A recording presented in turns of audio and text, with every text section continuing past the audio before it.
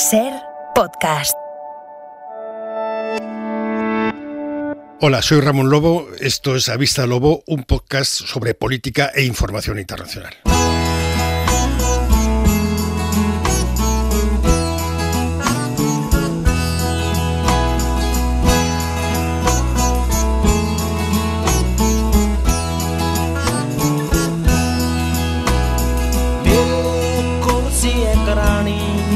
शायद मैं कहमा ओदे कोल सी मैं ओने ओदा कमरा दुखा लिया है नी ये अच्छी नॉर्वेजियन लकड़ी ओने क्या रहना था मैं जा जिते भी तेरी मर्जी मैं आले वाले देखा कोई उठे को सी नी सी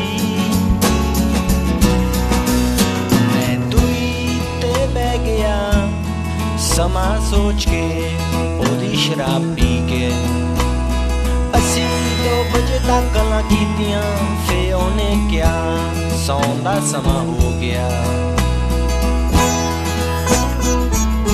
Ramón Lobo, buenos días. Muy buenos días y frescos. Sí, bueno, estamos en otoño. Sí, yo no me había dado cuenta. Es lo que corresponde. Te has venido con un jersey de la Segunda Guerra Mundial, ¿no? Bueno, sí, homenaje. Del Museo de la Segunda Guerra Mundial de Nueva Orleans, que está bien. Es un museo precioso, por cierto. Mi papá está dando calambres a todo el mundo con ese jersey. Eso ¿sabes? parece, menos a mí. Todo el mundo se ha quejado. Oye, ¿has visto que una de las noticias de la semana, desde luego no ha pasado inadvertida, ha sido la muerte de Colin Powell? Claro, cuando muere este tipo de personaje tan grande, ¿no?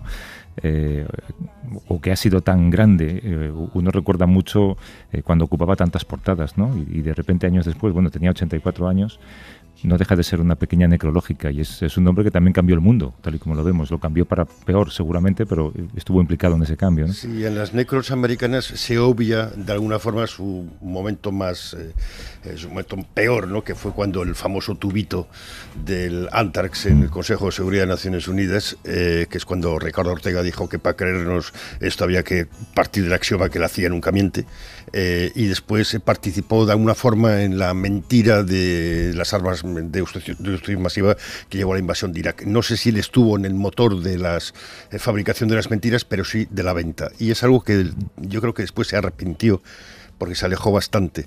Es una pena como una biografía tan potente como la suya, que fue el primer secretario de Estado negro, fue general, tuvo una carrera tremenda, cómo se estropea por un momento dado por no decir, pues mira, yo esto no voy a participar porque esto es mentira. Es un hombre lleno de paradojas, ¿no? La paradoja entre ser afroamericano y republicano, que es una cosa muy extraña, la paradoja de ser al mismo tiempo militar y diplomático, que supongo que son dos maneras diferentes de resolver los conflictos, ¿no? Y luego la paradoja de tener que escoger entre tu raza y tu lealtad política, cuando decidió apoyar a Barack Obama y no a John McCain, lo cual acabó con su futura carrera presidencial, ¿no? Sí, yo creo que eso fue parte de lo que llevaba dentro de sí, de pensar que ahí se había equivocado en apoyar la guerra de Irak. Ahora todo el mundo dice que no se sabía, pero si lo sabíamos los periodistas que no había armas de destrucción masiva, ¿cómo no lo va a saber la CIA? De todas formas, el libro Estilo del País, por ejemplo, el que yo me eduqué, prohíbe decir servicios de inteligencia. Y un día dije ante varios miembros de servicios de inteligencia que el motivo era porque no estaba comprobado que fueran inteligentes. Había que decir servicios de espionaje o de información. Y es verdad, es decir, que ahora la CIA dice que el cambio climático puede afectar a la seguridad del mundo, pero es que es obvio, es decir, les pagan por esto. Ya. Hombre, él tuvo que escoger entre la lealtad al gobierno que lo había nombrado y sus dudas sobre la veracidad de los documentos que manejaban, ¿no? Lo curioso es que, yo lo recuerdo perfectamente, ¿no? Todos pensábamos, esto está fabricado, esto no puede ser verdad, este es un caso construido con 4 hilos, ¿no? Y después aquí en España hemos cargado en la parte negativa, es decir, el hombre del tubito, demás que sí, pero nos perdemos la biografía completa, mientras que en un lado se obvia, se carga, y quizás en el medio de las dos cosas esté el verdadero Colin Powell. Sabes que él abogaba, él daba charlas en los últimos años sobre el liderazgo, sobre cómo se lidera, y su teoría sobre el liderazgo, siendo como había sido un alto mando militar y un gran jefe político, era saber delegar. Eso era lo fundamental, ¿no? Sí. Y lo que pasa es que él ponía como ejemplo a Ronald Reagan, que yo tampoco creo que sea uno de los mejores. Sí, no me delegaba porque no sabía hacer las cosas. Exacto. Bueno, vamos a empezar, venga. If you come face to face with the devil tonight, will you pick up where you left off? Will you start to fight? When you feel alone and yours die, but boy, it sure feels right. And oh, you're like whiskey to my soul. You're home when I got no place to go. So come on and tie me down. Well, take me out to town. I got a feeling we've been taking the long way round. Is it just fantasy? Honey, is it just make-believe? You're awakening the monsters deep inside of me. Burn my soul. ¿Recuerdas años después de lo del tubito que decías tú, un nombre que nadie conocía, que era Gabrielle Giffords, sí, aquella congresista tiroteada, ¿no? Demócrata, sí. Fíjate la de cosas que han pasado, ¿no? De David Dames, este parlamentario británico que ha muerto apuñalado hace una semana en una iglesia del sureste de Inglaterra. Jo Cox, otra diputada laborista que murió apuñalada en el 2016. Emmanuel Macron abofeteado, Pedro Sánchez abucheado, Pablo Iglesias escraches, ¿no?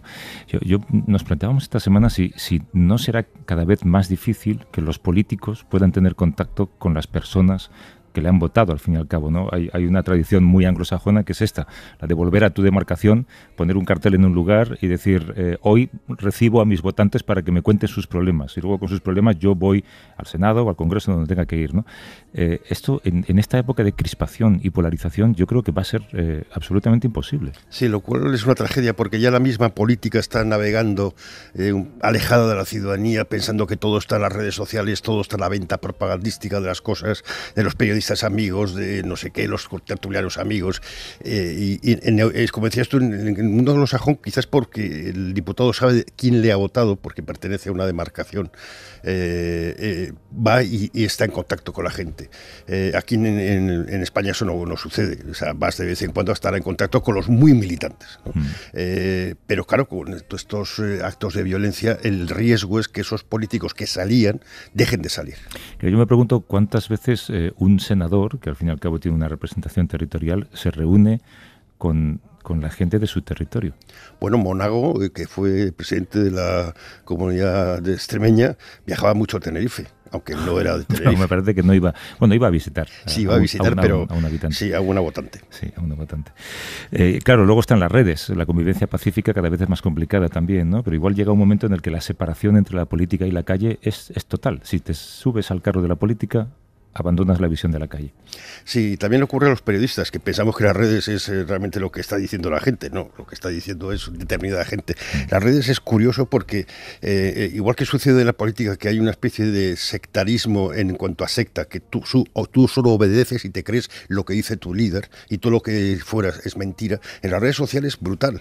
La gente sigue a la gente que solamente está absolutamente de acuerdo con esa persona, no acepta ningún tipo de discrepancia. Somos una sociedad que ha abandonado por completo el arte de la discrepancia y de aprender de la gente que igual no piensa como nosotros. Y esa burbuja en la que ahora se tienen que meter los políticos afecta incluso hasta en los lugares en donde hay más tradición de tener contacto con tus votantes. Fíjate, en Holanda, el primer ministro ahora ya no puede ir en bicicleta, no puede pasear por la calle porque hay amenazas de narcotraficantes que meten droga por los puertos holandeses. En fin, queríamos hablar si esta crispación global, digamos, de telón de fondo, marca una distancia entre la política y la calle, y si esto ya es de alguna manera incorregible. Se lo queríamos preguntar a una persona muy particular, que es Ignacio Urquizu, es doctor en Sociología por la Universidad Complutense de Madrid, autor del libro Otra política es posible, publicado por Debate. Nos atiende desde Zaragoza. ¿Cómo estás, Ignacio? Buenos días. Hola, buenos días. Buenos días. Sí, vamos a obviar el hecho de que eres alcalde, porque eres alcalde. Sí. Aquí estás como escritor, ya lo sabes. Tú observas todos estos acontecimientos que estamos contando, todas estas agresiones, toda esta dificultad para estar en contacto con los votantes, y ¿crees que esto va a ir a peor? No, bueno, uno intenta ser siempre optimista, ¿no? Es decir, pensar que el mundo va a ser mejor, pero sí que es verdad que en el clima de polarización en el que vive la política española, que no la sociedad, sino la política española, pues es verdad que si este clima de polarización no se va rebajando, en algún punto sí que podría trasladarse a la sociedad, aunque sean algunos hechos puntuales, ¿no? Pero por naturaleza uno intenta ser optimista, y además lo que uno se encuentra en la calle con la ciudadanía, incluso en las encuestas, es que este clima de polarización política no existe en la sociedad. Es decir, que la gente sigue sigue hablando tranquilamente de política sin enfrentarse, ¿no? Y hay a veces comparaciones, ¿no? Yo viví un tiempo en el País Vasco, en las épocas peores, año 96, año 97, cuando Miguel Ángel Blanco, y la verdad es que sí que notabas en la calle el enfrentamiento, es decir, sí que veías que la gente no hablaba de política, lo evitaba en los bares, en las familias, porque había pues un enfrentamiento muy fuerte, ¿no? Así que sí que hay momentos en los que eso puede pasar, pero yo creo que afortunadamente en la sociedad española todavía estamos muy lejos de eso. Sí, pero claro, el efecto que tienen los políticos, ¿no? De ver a primeros ministros abofeteados en la calle o presidentes de gobierno abucheados cada vez que pisan cualquier calle, ¿no? Supongo que a cualquier persona, incluido al alcalde de una ciudad pequeña, le puede hacer pensar dos veces, pues me voy a ir al bar a escuchar a la gente. Bueno, la verdad es que cuando uno está en la política municipal, la gente es muy cariñosa y la verdad es que siempre distinguen, dicen, no, es que tú eres concejal, eres alcalde, no eres como los de arriba. Es decir, que la gente sí que establece a veces niveles y sabe distinguir entre el que está en su pueblo trabajando, que la inmensa mayoría de ellos lo hacen pues por devoción a su pueblo, es decir, porque no te obtiene ningún tipo de contraprestación, sino más bien todo lo contrario, tiene un montón de costes personales y económicos dedicarte a la política local, frente a lo que uno ve por arriba. Entonces, la verdad es que en la política local no notas nada de esto, de ese enfrentamiento, ni siquiera pues en los plenos. Es decir, yo por mi experiencia, cuando acabamos los plenos, nos vamos todos a cenar juntos, del partido que seamos, y estamos tranquilamente hablando de lo que hemos estado hablando, debatiendo, ¿no? Así que a nivel local, eso sí que es verdad que no se nota y la gente, por lo menos, se comporta mucho mejor con los políticos locales que con lo que vemos de nuevo a nivel nacional o a nivel internacional.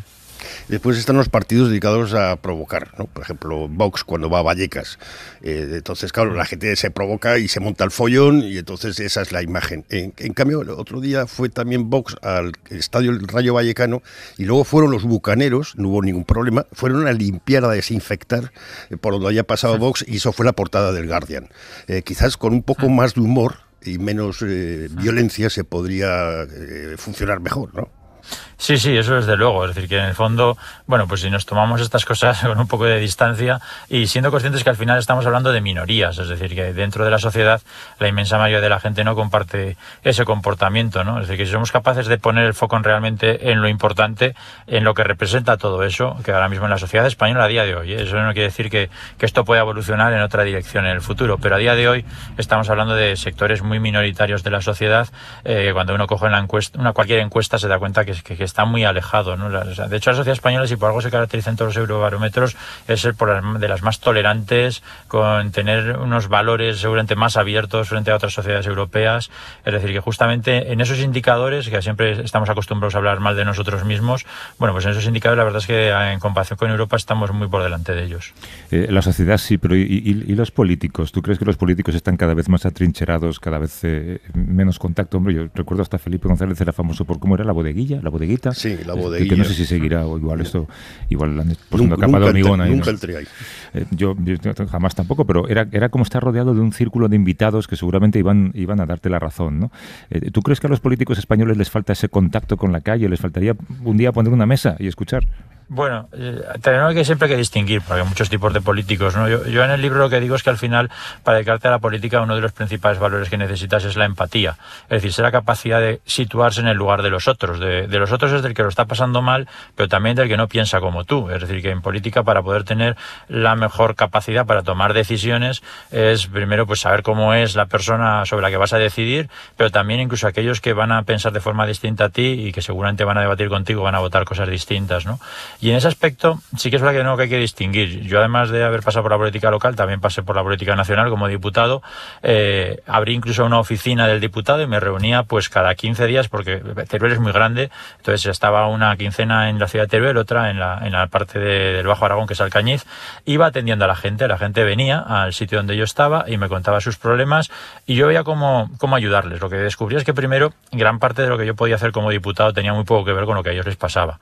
Es decir, que había una cierta distancia en mis tareas respecto a lo que a ellos les sucedía, porque la inmensa mayoría de la gente venía a contarme su problema, que eran muchas veces problemas laborales. Pues oye, necesito un trabajo para mi hijo, necesito que en este papel que estoy haciendo pues con la administración no sé hacerlo bien y me están rechazando, no sé, casi hacías un poco como de asesor.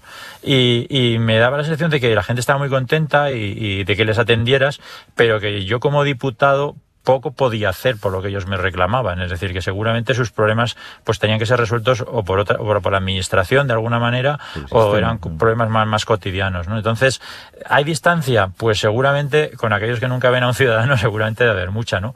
Pero tampoco vamos a pensar que porque tengas mucho contacto, de repente vas a tener una amplia visión de la sociedad. Es decir, que seguramente cuando tienes mucho contacto lo que te vas a encontrar, o lo que yo me encontraba y me sigo encontrando ahora, son problemas personales de gente que le pasa una cosa muy particular, que más que ayudarles como político, que si lo haces como ciudadano. No sé, yo creo que la política española navega en mala situación. El otro día no sé quién nos dijo aquí en el programa una frase de estas, que es una lección, que la España real es la que va en metro, aquí en Madrid, en Barcelona y en otros sitios, no esta España de la superficie de la que estamos hablando todo el día los periodistas. Pero la crispación es la única forma de entendernos, me refiero a los políticos nacionales, ¿no? PSOE, Unidas Podemos, PP, Vox. Pero cuando tú ves estos debates, Ignacio, en el Congreso, en las sesiones de control, pensarás, esto no representa al resto de la política en España, ¿no? Sí, eso no representa el resto de la política. Es verdad que hay una crisis de representación en España desde el año 2011 y es un divorcio entre la sociedad y sus representantes, que se ha expresado de muchas maneras. Se ha expresado con el no nos representan, luego fue con el que se vayan todos, después con el surgimiento de nuevos partidos. Partidos que surgen, generan unas expectativas muy elevadas, decepcionan y desaparecen. Y ahora aparecen ya hasta las plataformas ciudadanas en diferentes versiones por muchas provincias. Es decir, que ese divorcio existe y sigue habiendo, digamos, esa separación entre representantes y representados desde hace casi una década. Por eso no salimos de la crisis política y por eso estamos viviendo todo con seísmos políticos constantes de eso, aparición de partidos, desapariciones, dos grandes partidos que no son capaces dentro de los dos de superar el 55% en las encuestas cuando antes tenían el 90%. Es decir, que eso es evidente, ¿no? Que ese divorcio existe y que por diferentes razones pues los grandes partidos no acaban de conectar con lo que espera la sociedad. Yo, por mi forma de entender la política, creo que porque en el fondo han intentado resolver la política de una forma contraria a la que intuitivamente incluso podríamos pensar, ¿no? Se ha pensado que la política consiste en hacer lo que quiere la gente y la gente generalmente sabe lo que no quiere, lo que no sabe es lo que quiere. Es decir, seguramente la forma de resolver la crisis política sería ser capaces de tener un proyecto político que fuera defendido por una amplia mayoría o que fuera compartido. Entonces, la cuestión no es hacer lo que la gente te va diciendo en cada momento, porque la gente cambia de opinión, porque la gente quiere cosas contradictorias. Es decir, que basarte en la opinión pública en las encuestas para hacer política, y lo dice un sociólogo, es un gran error, porque seguramente lo que espera la gente de ti es que les digas lo que vas a hacer y que lo digas además de la forma más amplia posible, con la gente que lo comparte el mayor número de gente, y además que sea un proyecto global que englobe muchísimas cuestiones, ¿no? Y justamente de lo que carecemos en la política española justamente es de proyectos políticos. Es decir, lo que vemos es que las opiniones cambian con mucha rapidez, que uno piensa una cosa y luego la contraria con mucha soltura, que se defienden cosas contradictorias por las mismas personas muchas veces, ¿no?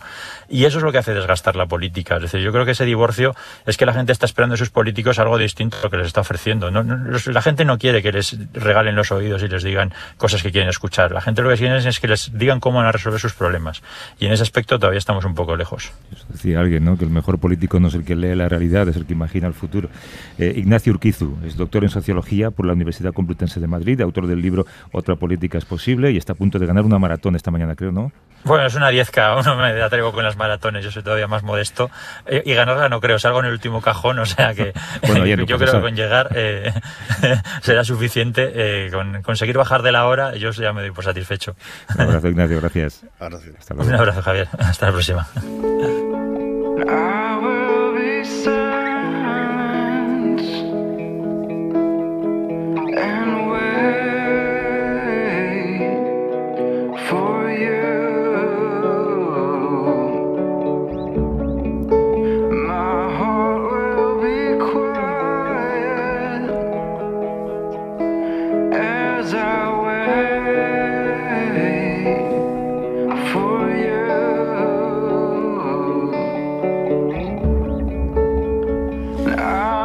Hemos hablado un poco lo que hablamos siempre de periodismo, ¿no? Los periodistas que hacen información local siempre son los que están más cerca no solamente de los cargos políticos, sino de los problemas, ¿no? No hay problema pequeño para ellos porque lo están viendo, ¿no?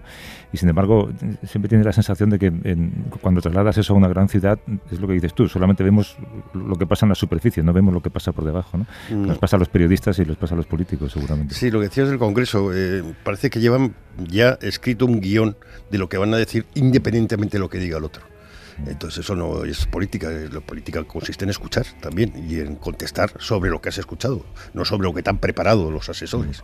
Entonces a mí me resulta bastante decepcionante porque hay gente que está haciendo cosas muy interesantes en todos los partidos, bueno, casi todos, por no añadir el cuarto. Es verdad, alguien proponía la idea de que los grandes medios de comunicación no retransmitieran desde las dos grandes ciudades españolas, ¿no? Desde Madrid y Barcelona, y que de vez en cuando salieran y que se dieran cuenta de que el país es otro, que no es solamente lo que vivimos aquí, ¿no? De hecho, Trump llegó al poder hablando siempre de Washington, o sea, convirtiendo la ciudad de Washington en una especie de genérico de todo lo malo de este país, ¿no? Esto es lo que luego nos lleva a los populismos en los que estamos. Say it's not enough. Tú querías hablar, Ramón, de un lugar del que pocas veces nos ocupamos. En su día, lógicamente, fue portada, sufrió la devastación de un conflicto, pero sin embargo nos hemos casi olvidado del Líbano, ¿verdad? Sí, desde el puerto creo que no hemos vuelto a hablar desde la explosión del puerto en agosto del 2019 o 2020, no hemos vuelto a hablar del Líbano, me parece. Octubre de 2019, miles de libaneses salieron a las calles también para protestar contra su clase dirigente. Ahora vuelve a haber violencia en las calles, escasez de materias primas. ¿Qué está pasando? Pues están pasando muchas cosas. La semana pasada hubo un incendio armado hubo una manifestación de milicianos de Hezbollah y de Amal, que es otro grupo chií, porque quieren que se cambie el juez que está investigando la explosión del puerto, porque no les gusta. Todo el mundo, nadie quiere que se investigue el puerto, porque todo el mundo tiene algo que ocultar. No ya por la explosión, porque todo el mundo ha metido algo por el puerto. O sea, que no va a ser que empecemos aquí a descubrir cosas. Y milicianos cristianos de las antiguas falanges cristianas dispararon contra Hezbollah. Hezbollah respondió, claro, ahí se montó una balacera. Y fue en los mismos barrios donde comenzó la guerra y estaba la línea verde de la guerra civil de 1975-1990. Entonces eso es un elemento. Y otro, que es un país que se está hundiendo. Tiene 2 horas de electricidad, han devaluado la moneda y han fijado un cambio de tal forma que un cirujano ahora gana $300, en cambio un miliciano de Hezbollah cobra $700, la gente que cobra en dólares directamente es ahora los ricos, y tienes que se está empezando a ir todo el mundo. La gente, los médicos están yendo a trabajar a otros sitios, pero por primera vez, no sé si la primera vez, pero se ha detectado que ciudadanos libaneses con menos dinero están utilizando las rutas para llegar a Europa que están utilizando los refugiados sirios. Mikel Ayestarán es escritor y periodista especializado en Oriente Medio, es corresponsal en Israel para el diario ABC, para Vocento, para la cadena de televisión de TV. Nos atiende amablemente, como siempre, desde Jerusalén. ¿Cómo estás, Mikel? Buenos días. Hola, muy buenos días, Javier. Buenos días. Hablándonos un poco de este escenario que Ramón apuntaba, ¿no? Escasea el combustible, la energía eléctrica, es una crisis económica que se ha convertido en algo endémico en Líbano. Absolutamente endémico. En los últimos 2 años, la verdad es que estamos viendo otro país, ¿no?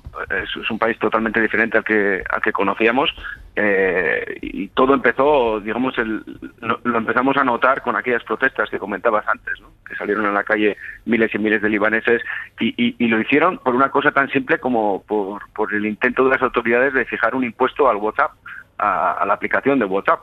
Eso fue lo que impulsó a la gente a salir a la calle, y desde allí ya comenzó a rugir la calle libanesa y a plantear protestas y peticiones con un fin muy claro, ¿no? Que era el acabar con la clase política que domina este país, que al final son los mismos milicianos que estuvieron matándose en la guerra civil, que dejaron, digamos, la casaca militar en el armario y se pusieron la chaqueta y el traje, ¿no? Desde entonces esto ha ido a peor, y hablando ayer con un amigo libanés, él se sentía como en un avión que va directo a impactar contra la tierra. Aún no lo ha hecho, pero todos saben que no tiene vuelta atrás, ¿no? Y lo comparaba en algunos momentos con la situación que se vivía en Venezuela, ¿no? Sobre todo a nivel económico, ¿no? La inflación que tienen ya es una inflación del 100%. Como decía Ramón, la libra libanesa perdió el 90% de su valor en apenas 2 años, y la gente, desde luego la gran mayoría de gente que tenía en mi agenda han salido del país. Claro. ¿Y los que salen son los más jóvenes, Mikel, o salen todos? Salen todos los que pueden, los que pueden permitírselo, los que tienen la capacidad de poder vivir fuera, ¿no? Es un sálvese quien pueda. Y en muchas partes del país lo que está ocurriendo en algunas provincias es, ya sabéis que Líbano recibió una importantísima tiene una importantísima presencia de refugiados sirios, y en muchas partes del país ya están 1 a 1 en cuanto a margen de población, incluso hay ya más sirios que libaneses. Sí, después en Israel ha ocurrido una cosa que nos ha llamado la atención, y es que el gobierno israelí, el que venía a cambiar algo, muy poco, de la época de Netanyahu, ha declarado terroristas, así porque sí, a 6 organizaciones humanitarias palestinas, que ha causado sorpresa en todo el mundo, incluso en Estados Unidos. Sí, bueno, causa sorpresa yo creo que fuera, ¿no? Aquí ya se veía venir. Poco a poco se iban dando pasos en esa dirección, y el nuevo gobierno israelí, en cuanto a lo que es la política con los palestinos, la verdad es que no ha cambiado mucho. Respecto al gobierno de Netanyahu es un cambio de formas. Este es el último paso, pero es un paso realmente importante, por lo que va a pasar lo que puede pasar ya a partir de hoy, ¿no? Al declarar terroristas estas organizaciones que llevan de los años 70 documentando violaciones de los derechos humanos, y si lo recordáis, esto también tiene relación con el caso de la española Juana Ruiz y su organización, ¿no? de los Hellwork Committees. También está incluido dentro de ese saco de organizaciones terroristas, y siempre por esa supuesta vinculación con el Frente Popular para la Liberación de Palestina. Hemos preguntado a los israelíes, ¿no?, cuáles son las pruebas que manejan detrás de estas acusaciones, y una vez más lo que nos han dicho es que está todo clasificado y que no nos pueden dar ninguna prueba. Mikel, ya que estás con nosotros y nos hablas desde allí, ¿cómo va el proceso de vacunación o de inmunización? Israel fue de los primeros y de los más rápidos. ¿En qué punto estáis ahora? Pues aquí el gran problema, sí, fuimos de los más rápidos, porque aquí había vacunas antes que en ningún otro sitio, pero el proceso se estancó. Llegó un momento en el que se estancó y había un porcentaje de población importante, sobre todo de judíos ultraortodoxos y de árabes israelíes que no se vacunaban, ¿no? Por lo tanto, estamos, como en otros lugares del mundo, gracias a la importante vacunación, está en retroceso los casos. Lo que pasa que ahora también han detectado ya los primeros casos de esa nueva variante Delta, ya no sé cómo Delta se llama. Delta Plus. O Plus para los británicos, sí. En este caso llegada desde Moldavia, parece, y bueno, pues como todos los lugares en alerta. Eso sí, parece que el 1 de noviembre, esta vez sí, se va a abrir el país para turistas, para no residentes, para turistas, ¿sí?, que pueden viajar de forma individual. Y eso es un gran avance, ¿no?, porque este país está cerrado desde marzo de 2019. Mikel Ayestaran, que es periodista especializado en Oriente Medio, es corresponsal en Israel para el diario ABC, para Vocento y para la cadena de televisión ETV. Como siempre, Mikel, un abrazo, cuídate mucho y te vemos por aquí cuando vengas. Muchas gracias. Muy buenos días. Hasta luego. Adiós, Ramón. Chao. I don't wanna be found out. I don't wanna leave this town, and I don't wanna be back where I started from, 'cause my roots won't keep me warm. They won't keep me warm. I only just realized now, it only just dawned on me that I've always been lonely, and I needed this to feel comfort and complete. I never thought we'd meet. Queríamos dedicar un tiempo ahora a algo de lo que se va a hablar mucho en los próximos días, porque comienza una cuenta atrás hacia la Conferencia de las Naciones Unidas sobre el Cambio Climático, la COP26, organizada por el Reino Unido en colaboración con Italia. Tiene lugar entre el 31 de octubre al 12 de noviembre en Glasgow. Esta conferencia, que no se pudo celebrar el año pasado a causa de la crisis sanitaria, pretende recordar la amenaza del cambio climático, porque la pandemia de la COVID no lo ha desacelerado. No, yo estoy con Greta Thunberg, que ya tiene 18 años, que dice que menos cumbres y más trabajo día a día, ¿no? Las cumbres no dejan de ser un escaparate, donde igual que en el Parlamento llevas los guiones, aquí todo el mundo lleva el guión de lo que va a decir y de lo que no va a escuchar. Y se van a tomar decisiones muy firmes, que van a ser titulares maravillosos para 2030, 2035, 2040, es decir, cuando estemos todos muertos. Habría que tomar decisiones inmediatamente en cosas tan concretas como el plástico o qué hacer con los aviones, los aeropuertos. Comentabas el otro día que por qué ampliar aeropuertos y no mejorar las líneas de trenes en España, ¿no? Se lo comentábamos ayer también, sí. Vamos a incorporar a la conversación a Mariel Vilella, que es jefa de Estrategia Global en Zero Waste Europe, que va a participar como delegada observadora en esta COP26. Nos atiende desde Manchester. ¿Cómo estás, Mariel? Buenos días. Hola, buenos días. Gracias por la invitación. Oye, que terminar con la incineración de basuras, decía Ramón, cosas concretas, ¿no? O el uso de plásticos contaminantes, son peticiones que hacéis y que vais a presentar en esta cumbre del clima, ¿no?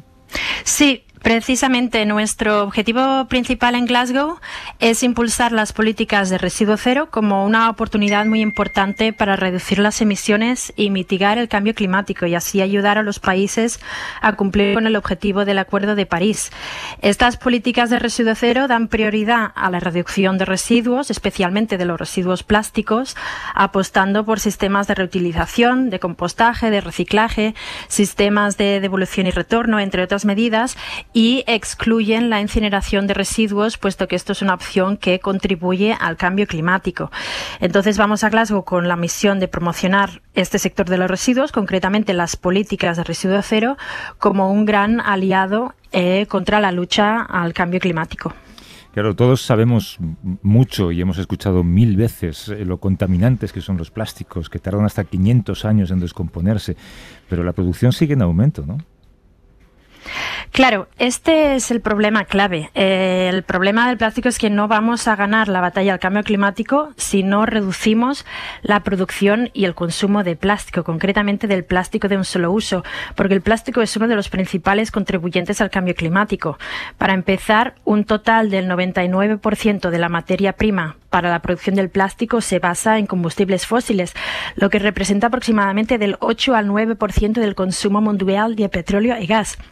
Entonces, cuanto más plástico se produce, más necesidad hay de petroquímicos, de combustibles fósiles como el gas, el petróleo, incluso el carbón. Y este plástico, entonces, realmente contamina y emite gases de efecto invernadero a lo largo de su ciclo de vida, desde la extracción como combustible fósil, durante su procesamiento y hasta su incineración, si se da el caso.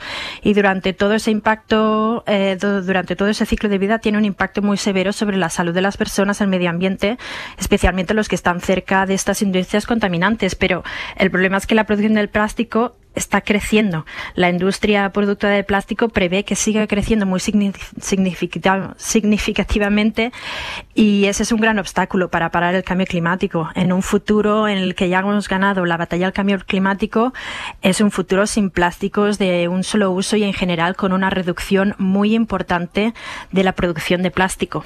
Y nosotros, por ejemplo, los ciudadanos en casa, ¿cómo podemos ayudar? Yo aprendí que todas estas latas que compras que están unidas por plásticos, hay que cortar ese plástico para que no vaya al mar, o si va al mar no se queden los peces ahí. Pero ¿cómo podemos actuar nosotros en nuestro día a día para reducir el plástico o favorecer la desaparición del plástico de un solo uso? Bueno, el mejor residuo es el que no se produce desde el primer momento. Entonces, realmente ya a la hora de comprar podemos favorecer modos de compra que no tengan tanto empaquetaje, que no haya tanto plástico. Hay muchas tiendas que son de residuo cero, donde se compra en grano y realmente podemos ya reducir mucho el plástico a la hora que estamos comprando. Después, en nuestro día a día, realmente la sociedad, el consumo nos ofrece mucho plástico de un solo uso que podemos ir rechazando. Todo lo que es la comida que se compra en la calle, etcétera. Todas las botellas de plástico que nos ofrecen cuando vamos a sitios, tener una botella de metal reutilizable ya es un básico. Pero creo que las acciones individuales en el día a día son muy importantes. Pero lo importante también es que reivindiquemos políticas a nivel más macro, a nivel nacional y a nivel global. Y por eso es verdad que en Glasgow, por ejemplo, lo que estamos viendo es que los planes de acción climática de muchos países no incluyen políticas en el sector de los residuos, no incluyen políticas que realmente reduzcan esta producción del plástico. Entonces, a nivel individual podemos hacer mucho, pero también no olvidarnos a nivel colectivo y a nivel político también. ¿Cómo te mueves en una cumbre así? ¿A qué puertas llamas? ¿Quién te escucha? ¿O tienes que luchar también a lo mejor contra lobbies comerciales que se plantan allí a explicar la opinión contraria? Bueno, a mí, si me permitís, me gusta explicar la cumbre como si fuera una cebolla. Hay un núcleo en esta cebolla, una capa más interna, que es donde están los delegados de los gobiernos, y allí están hablando de las negociaciones, de los textos, de los objetivos, etcétera. Y a veces hay muchas reuniones a puerta abierta, a veces las reuniones son una puerta cerrada. Y entonces, alrededor de estos negociadores están todos los observadores delegados, que somos cientos de personas acreditados por las Naciones Unidas, organizados en diferentes grupos de afinidad, como somos las organizaciones medioambientales, están la industria, está los sindicatos, los jóvenes, los indígenas, el grupo de mujeres y género. Y entonces hay una agenda de eventos, de conferencias de prensa, de acciones mediáticas muy activa, muy intensa. Entonces todo el mundo intentando influenciar y contribuir a las negociaciones. Pero claro, lo importante de este contexto es que cabe destacar que son unas negociaciones muy dominadas por los países ricos del norte, que evidentemente tienen una capacidad mucho mayor de tener una presencia más grande, una delegación más grande, y también de las corporaciones que están ahí presentes haciendo lavado de cara verde, como es, por ejemplo, el caso de Unilever, que es un tema que vamos a destacar en Glasgow, porque Unilever es uno de los contaminantes de plástico mayores del mundo y es también uno de los patrocinadores de esta cumbre en Glasgow. Entonces, digamos que aprovechan esta plataforma para mejorar su reputación cuando sabemos que sus acciones reales realmente no responden a un parar el cambio climático, a un reducir la contaminación del plástico. O sea, van ahí a vender, está muy bien la expresión, ¿no? Que además lo vemos cada día, yo creo que en cada anuncio de publicidad, sí. el lavado de cara verde. Los que, ¿no?, más contaminan son los más verdes, los que se venden más verde. Sí, de repente ves, yo qué sé, pues anuncios de anchoas y ponen, no, pero es que son verdes, ¿sabes? Sí. Pero no, es que... Y eléctricas que dicen, no, nosotros somos súper verdes de lo que nos estáis cobrando. Claro, pero a diferencia de vosotros, estos tienen mucho dinero, ¿no? Sí, claro, sí, allí hay un balance de fuerzas realmente que tenemos que ser muy creativos para poner equilibrio. No me digas que estáis esperando hacer una sentada o algo así, o estáis haciendo pancartas. Bueno, la verdad es que dentro del espacio de la ONU se pueden dar acciones mediáticas, no sorpresas, son acciones que están negociadas con la ONU mismo, que tienes que pedir un permiso, tienes que explicar qué va a poner en tu pancarta, tienes que explicar qué va a ser la escena, la coreografía, y entonces pues trabajando juntamente con el Secretariado de las Naciones Unidas, pues tú tienes tu día y tu hora para hacer tu acción mediática allí en el marco de la ONU. Entonces ahí está la prensa, están los delegados y bueno, ahí entonces, por ejemplo, nosotros pues eso vamos a denunciar el rol de Unilever, el lavado de cara verde que está haciendo en esta COP26. Sí, si miramos a los acuerdos de París, hace ya 6 años, ¿no? Acuerdos no vinculantes, ¿en qué punto estamos, Mariel? Bueno, se ha avanzado, pero se ha avanzado muy poco. El Acuerdo de París fue muy importante porque marcó este objetivo de limitar el calentamiento global muy por debajo de los 2 grados, preferiblemente el 1,5 grados. Pero ese objetivo es una aspiración, en realidad no hay una obligación legal, con lo cual tenemos el hecho de que muchos países han desarrollado planes de acción climática, lo cual es un avance, es positivo, pero quizás, es verdad que igual no los hubiéramos conseguido sin el Acuerdo de París, pero son insuficientes. Entonces, hoy hay una brecha muy grande entre lo que se debe hacer para cumplir con este objetivo y lo que se está haciendo. Y en el sector de los residuos esto lo vemos de forma muy evidente, porque el sector de los residuos es uno de los sectores donde el IPCC, el Panel Intergubernamental para el Cambio Climático, ha dicho que puede haber una de las mayores reducciones de emisiones en los próximos 10-20 años. Y sin embargo, son muy pocos los países que están apostando por reducir los plásticos, reducir los residuos, tratar los residuos orgánicos, y eso es una oportunidad perdida.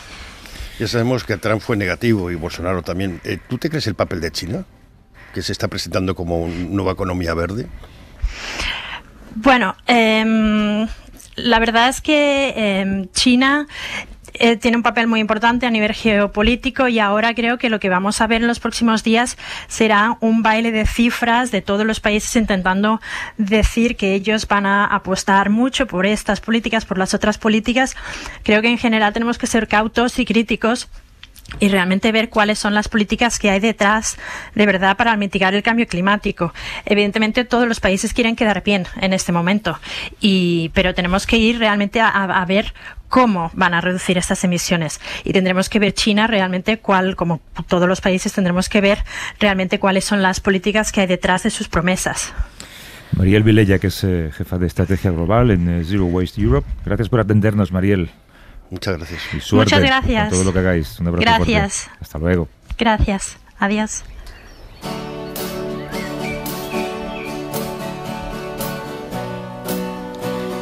Por cierto, te recomiendo, Ramón, hay un programa nuevo de Jon Stewart que hizo el Daily Show durante tanto tiempo y ahora está en Apple TV. Se llama la nueva serie. Es una serie de programas dedicados a una sola cuestión. Se llama El problema con Jon Stewart.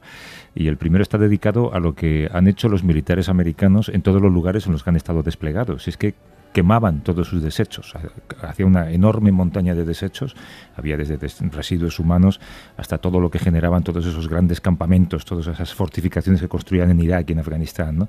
Las imágenes son abrumadoras, una montaña entera ardiendo, desprendiendo un humo negro, ¿no?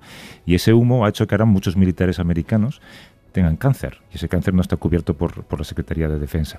Y no quiero ni imaginar la de gente que se habrá visto afectada en esas zonas, ¿no? Es una investigación muy bonita, pero también muy, muy descorazonadora, ¿no? Vamos estropeando todo lo que tocamos al final. Sí, es que es muy fácil ser pesimista, porque es que todo va realmente mal, pero yo creo que dentro de este pesimismo y esta realidad creo que podemos hacer cosas concretas, cambiarnos nosotros mismos, ser felices, empáticos, como decía Urquizu, bueno, no sé, ser personas. Yo no sé si hemos hecho una sección un poco pesimista o optimista. No, optimista bien informada. Hasta luego.